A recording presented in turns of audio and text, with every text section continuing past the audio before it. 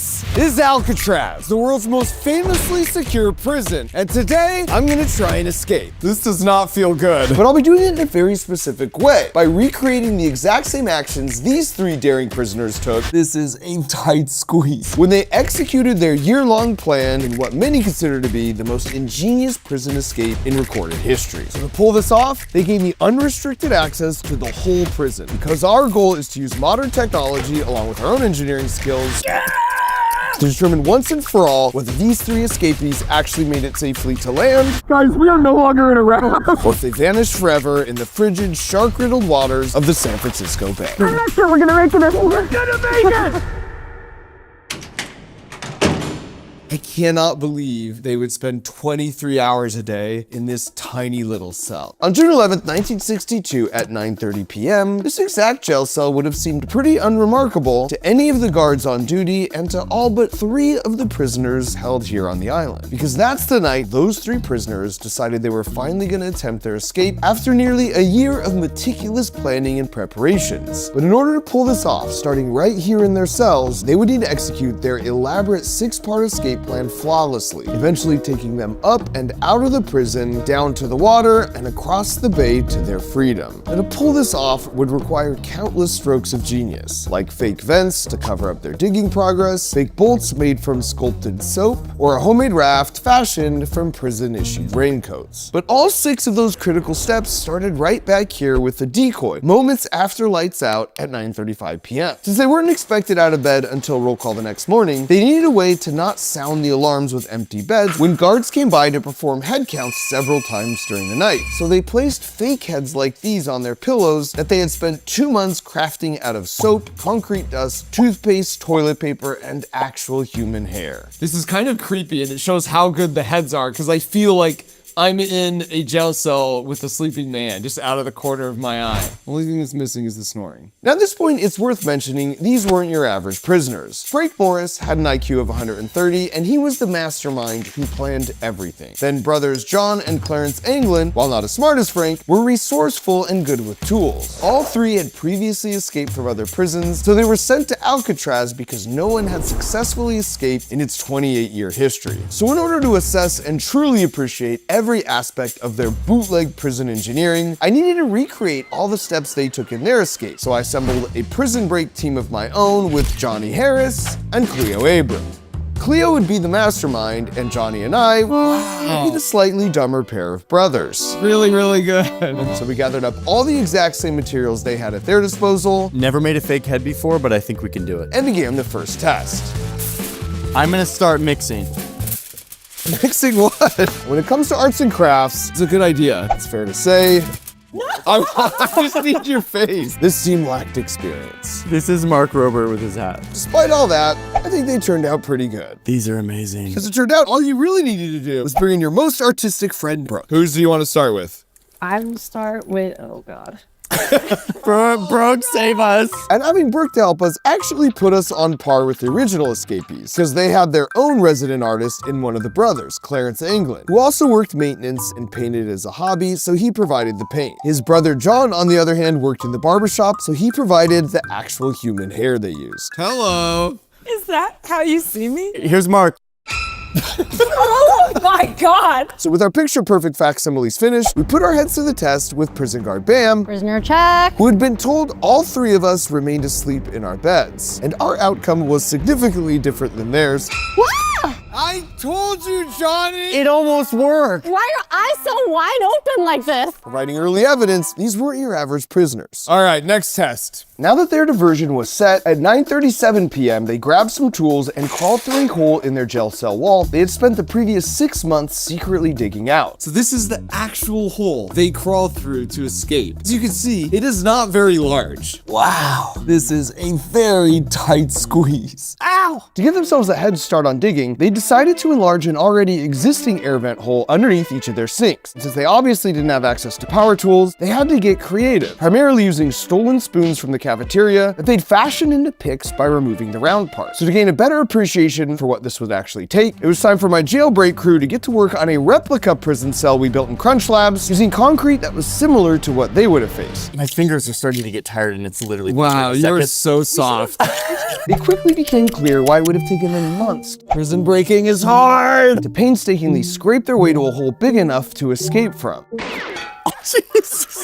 Sorry. Which begs the question, how do you cover up your digging progress so the guards don't discover it during their routine room inspection? So to answer that question, I headed to the prison archives to meet a good friend of mine, Adam Savage. How you doing, Dan? Because he has a lot of myth-busting knowledge on this topic. We didn't know that there were still pieces of the original thing until we called over here, and they're like, yeah, come on down, we can show them to you. One of the first things he showed me was this. Basically, they created an incredibly realistic vent cover made from just cardboard, notebook covers, and soap, which they then painted prison green using spare paint they stole from a maintenance shed. From a maker standpoint, this is a masterpiece. To Yeah. make this out of like homegrown materials you're scabbing from the prison shop and to have looked this good like a concrete wall is incredible. Back in prison, we were making some progress, but it wasn't exactly quiet work.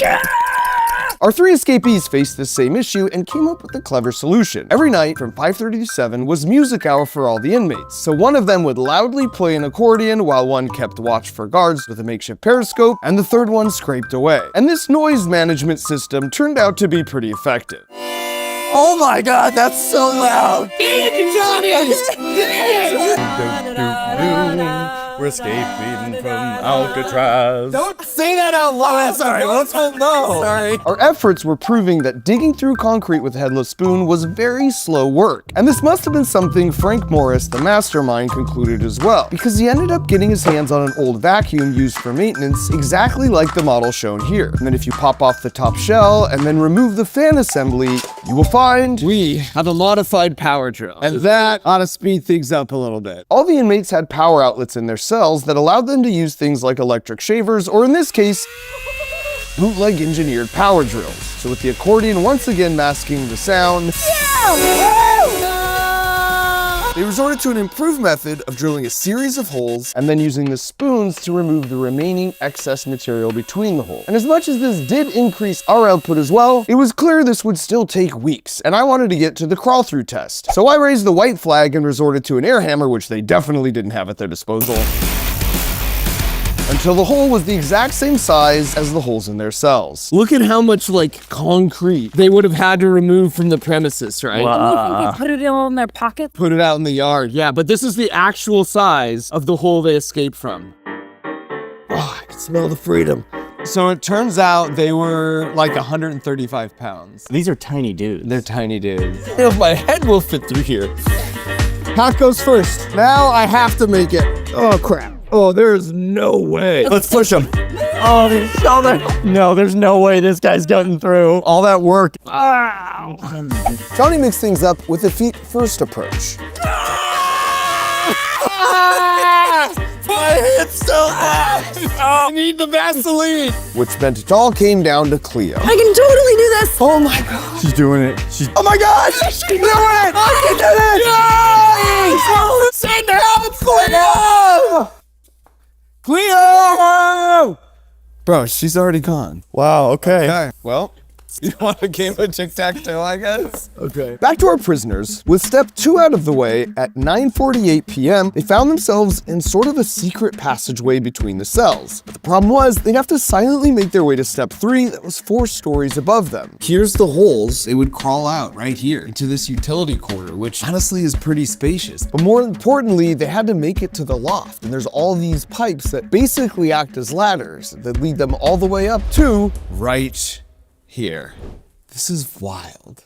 This was the roof of the cell block, but when they got here that night, there was already a homemade life raft and life vests, homemade paddles, and makeshift flashlights waiting for them. And that's because this wasn't their first time up here. They had been sneaking up here for months, using the same decoy heads and fake vent covers, bringing up their hidden homemade tools every night as they fabricated their means for escape. And they knew about this spot because one of them was actually assigned to work up here for a couple hours during the day, painting the ceiling and doing general maintenance under the watchful watchful eyes of the guards patrolling right across the hall. So they devised a plan, and every day he would sweep dust down onto the polished floors below, and when the guards and other prisoners eventually complained about the mess, he proposed a simple solution: hanging up blankets in these locations to stop the dust from falling down, creating themselves a private little workshop in the process. So of course, once they hung up the blankets, that means they could work up here undetected for months, coming up every night, doing some work, crawling down in the morning. Frank Morris, the mastermind, just an absolute genius. And of course it makes sense then why during the day they'd work as slowly as possible, taking months to not even finish painting the whole ceiling. Oh, this is cool. So you could literally see how far he made it over just to buy themselves more time. Frank worked in the library, which gave him access to reading materials like Popular Mechanics, where he learned some of the skills they used for designing their paddles and constructing the raft and life preservers made from over 50 Army-issued raincoats they had borrowed or stole from other inmates. And bear in mind, these weren't exactly ideal working conditions. Any noise they make up here just echoes throughout the entire prison. On top of that, this is where the guards would patrol back and forth with Thompson submachine guns, keeping an eye on all the prisoners. So it's wild that just 15 feet away, these guys were literally fabricating their means for escape. And now that they had completed step 3 and were ready to head to the roof with all their provisions, it was our turn to do the same by building the actual rafts we would use to make our own escape. So now we're up to the loft, we're out of our cells, but the next big step is how do you make it through these frigid, shark-infested waters? What's cool is they had these Popular Mechanics magazines. And inside was how to make a homemade life preserver if you need it. No way. Literally, your life preserver, how will it behave if you need it? This is the one I feel like is the most nonsensical. It's such a refined construction of a life vest. I feel like this is them showing off. This is absolutely them showing off. It's like get a piece of foam and like a milk jug. You know, it's doing the same thing. Is this a raft? Our theory was that they made 4 tubes and then realized we don't need the second short one because we can just make it a long triangle. These tubes are something like 14 feet? Yeah. That's a yacht. Now those instructions were applicable for the typical material you find in a rain jacket. So these guys collected like 56 of them. They made life preservers in a raft, which we are about to do. These are some smart dudes. MacGyver on steroids. Here we go. We found a roll of rubberized canvas that matched the material of the prison issue rain jackets and then cut them into rain jacket size strips. Oh yeah. Wow, that's satisfying. Satisfying flow. Wow.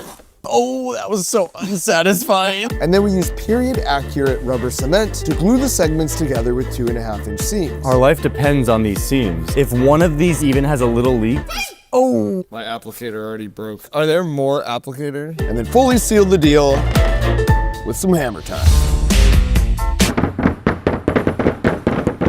And if this seems insanely loud, don't worry. I'm gonna cover it up. We brought the accord. The guards will have no idea what we're doing. And with that, we rolled it onto itself, then sealed the ends, which led to the final test, seeing if we could inflate it using the same secret weapon the escapees had. Oh, yes. They took an accordion and actually used it as an air pump. Yeah. There you go. It's pretty strong. See? Okay. The fate of our survival rests on this moment. This is an actual raft we will be using to cross the shark-infested Alcatraz waters. Here we go. Oh my God, it's working. It's working. Keep going. And over the course of about 37 squeaky pumps, we had a fully inflated raft. The accordion is the unsung hero, or I guess it's Little bit sung. Yeah. But the all-important question was, listen for a leak. Is it fully airtight?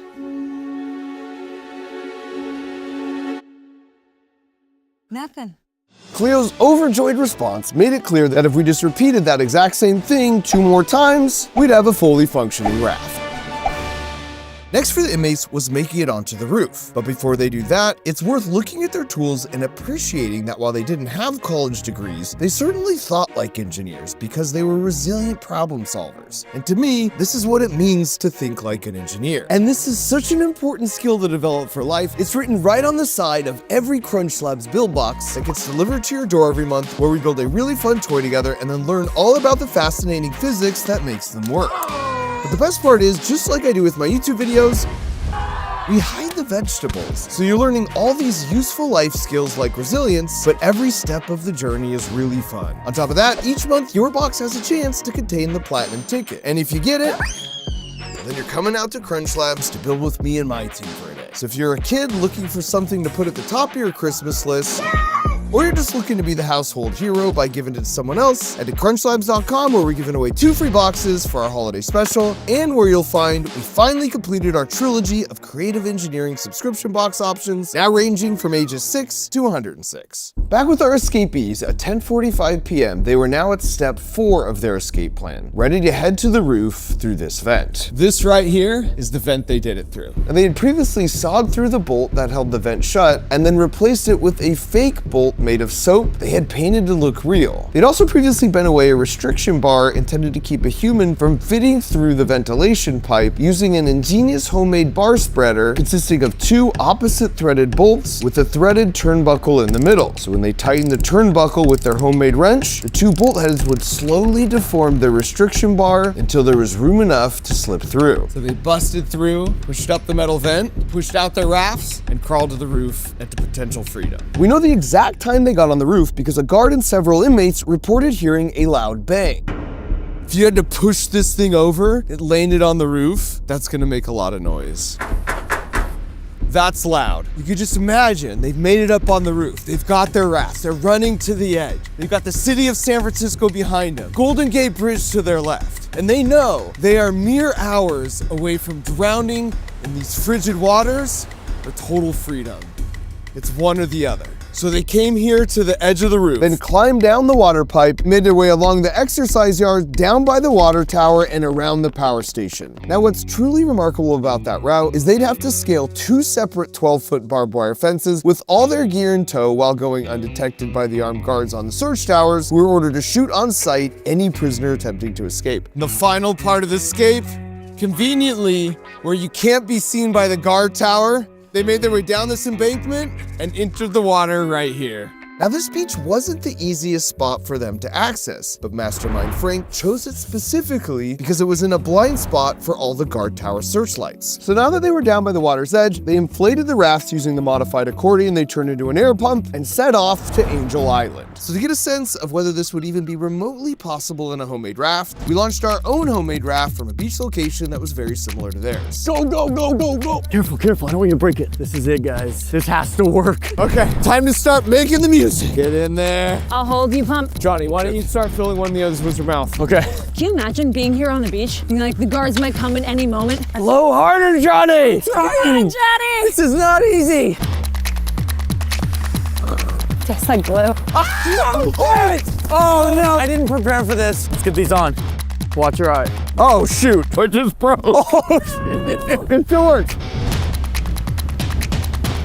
Getting a core workout here. Guys, I'm almost full. This one's full. No way this lasts. This is the first thing I'm dishing. All right, we gotta get in the water. Let's get in the water. Oh, go, go, go, go. Get in there. Oh, all right, it's Cleo, cold. get in, Cleo. Careful on those seams. Exploding! Go. It's still working. We're free! Now you'll notice it's not exactly dark, even though we know they launched after lights out in the evening. That's because we ran some tests of our own by strapping 20 GPS devices in waterproof containers to some driftwood, and then we threw them in the water near their launch spot at various times in the tide cycle, and then we tracked where they ended up. And this experiment yielded some very unexpected results. Whoa. We're looking at some movement here. Wait, this is not what I was expecting to see. We're trying to go over here? Not now. Because of the strong current the driftwood logs got caught up in, none of them even came close to making it to their intended destination, Angel Island, either as the current came in on high tide or went out on low tide. In fact, of all the logs we threw in, only a few ever made it to land during an ideal 30-minute tidal window at a location right about here next to the Golden Gate Bridge. And this is something Frank probably knew as well by observing debris in the water moving with the tides, meaning all their rumored plans for heading to Angel Island were just diversions, and their real plan was to land here all along. So to maximize our chance of a successful escape, we had entered the water at the same perfect 30-minute tidal window based on the tides for our day. Hard paddling to freedom, folks. The tide is just pulling us. Let's go. We're moving so fast, man. Guys, this is epic. Look at this. Look at this. Let's go. We're going to the Golden Gate Bridge. Look around. This is beautiful. We're free. Oh my God. Wow, this is amazing. Johnny! Battle. Sorry. We were feeling optimistic, but once we got about a quarter of the way to the bridge, the waves drastically increased in size. Waves. All these waves are huge. Oh my way. Oh boy. Oh. I was getting queasy fast, so I ditched the paddle and adopted a new strategy. Okay, at this point, you live and die by the current. Paddling is just totally futile. It's just about surviving and like floating our way in the current. A large portion of my body is underwater right now. I'm just like engulfed in this thing. I cannot move. We're basically sitting in just a massive life preserver. Like the world's most dangerous waterbend. With like sharks swimming around you. And this was a legitimate concern. Here's an actual clip right off the shore of Alcatraz of a great white shark hunting a seal. In fact, when I was scouting out the location the inmates launched their raft, I saw another seal right off the shore. You know what, these seals? Sharks. To make matters worse, I knew in this area great whites hunted primarily at dawn and dusk. It gives you some real appreciation for what and how they did this. How do you think they were feeling if they got this far? Victorious. This is a win already, Yeah. but not home free yet. Big waves! Oh my goodness! These are 6-footers! He's a white cap. Literal white cat! Oh my God! Oh, we're almost capsized! It is tumultuous on the open sea. And despite the rough waters, our great escape was going pretty well, right up until the raft started deflating. We're definitely losing air! This is not good. The moment I put a little bit of pressure on it, air comes rushing out. I'm holding on tight right here, making sure it doesn't leak. And I'm holding this one on this side. And since our trusty accordion pump was back on shore, we had to get creative. Get some air back in there, please, folks. Our survival depends on it. And to make matters worse, Water everywhere in here. This is more than bathtub, Dude, we are up to our waists in water. The waves are just so high. The water's freezing cold. But Alcatraz is fading into the distance, and the Golden Gate Bridge is coming closer. and this was good news because even if Johnny made it, it was looking more and more likely his dinner wouldn't. I'm nauseous. You better be paddling! Oh God, I might vomit. Sorry. Okay. I'm paddling. I'm paddling to the end. I will not be defeated. I will not be defeated. Oh, I'm so nauseous. This is for freedom! For freedom! Go, Cleo! For liberty! We're thinking so much faster when our paddle. But you know what? You've got heart. And if you've got heart, you got freedom. That's not actually true. We are really putting on a lot of water. That is actually true. We can do this, guys. We can do this. Guys, the bridge is right The there. bridge is right there. I see the bridge. Alcatraz is fading with every minute. Guys, we are no longer in a raft. This is the ocean. We are going down. Johnny? I'm up to my sternum now. I'm like mostly underwater.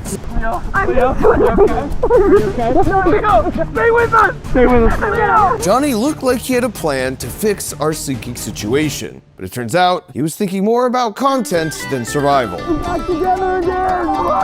Which makes this a good time to mention, no matter what happens here, you should know they both have incredible YouTube channels. Like Cleo just uploaded a video about what we could actually do if a giant asteroid were headed towards Earth. An asteroid impact is worse than you might think. And Johnny just uploaded a video about the infamous El Chapo prison escape in Mexico. This place was considered inescapable, but even still, he had escaped through one of his tunnels. So close. The current's taking us. It's still right there. Hold on to that. Hold on. I am. The current had done about 90% of the work for us, and now it was up to us to make the final push to freedom. Big push. Go, big push. Come on. Which would have been much easier without my prison-issued footwear. Oh my God. Come on. We're there. We're free. Oh my God. Land. Oh my God! We're free from Alcatraz. Oh. We actually did it! We're free. Oh my God, I'm so tired right now. That's one of the hardest things I've ever done my whole life. Yeah. So after all that, the question that remains is, did they survive that final step? Now, what we know for sure is the FBI recovered evidence of their escape, like paddles or life jackets, in these 4 locations. But what we also know is on any given night, there's only a 30-minute window where the high tide current will take you from Alcatraz safely to land. And any attempt outside that time frame basically means certain death from hypothermia or drowning. happening. And thanks to a lot of modern science, we of course knew exactly when that 30-minute window was for our escape. And so after checking the historic tide records on the exact night of their escape, for them, that vital window would be between 11:30 and midnight. And according to the FBI records, ingenious Frank Morris, with access to none of the data we had, pushed off right in that sweet spot at 11:40 p.m. Even with all that, realistically, I still put their odds at less than a 50% chance of surviving the final step. But if anyone was gonna beat those odds, it would be the serial escape artist, genius IQ, bona fide bootleg prison engineer, Frank Morris. This year, if you want to strengthen that resilience muscle in your brain while having tons of fun along the way, go to crunchlabs.com and use the link in the video description, where we're currently giving away 2 free boxes as a holiday special.